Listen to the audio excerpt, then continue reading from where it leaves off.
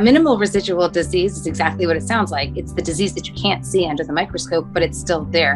And I sort of equate it to like the little deep food particles that are in a pot after you clean it and really scrub it, but still something is in there, and that's what it is for myeloma. Minimal residual disease testing, or MRD testing, is performed to locate any small number of cancer cells that remain in the cancer patient's bone marrow during or following treatment. The presence of any remaining cancer cells is the most common cause of relapse in blood cancers. So MRD testing is used to gauge treatment success, to compare different treatments, to detect myeloma recurrence, to monitor patient remission, and to help choose optimal treatments.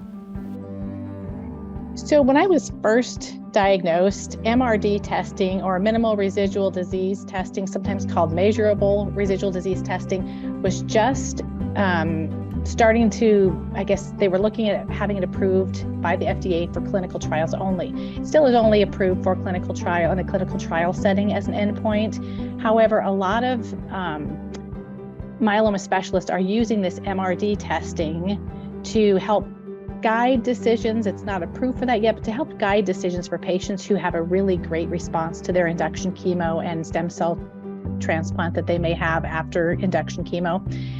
And after some years of maintenance, to see if possibly they could go off of their maintenance therapy. It is occasionally being used, MRD testing is occasionally being used to help guide providers and patients on where to go with treatment. So MRD testing requires a bone marrow biopsy.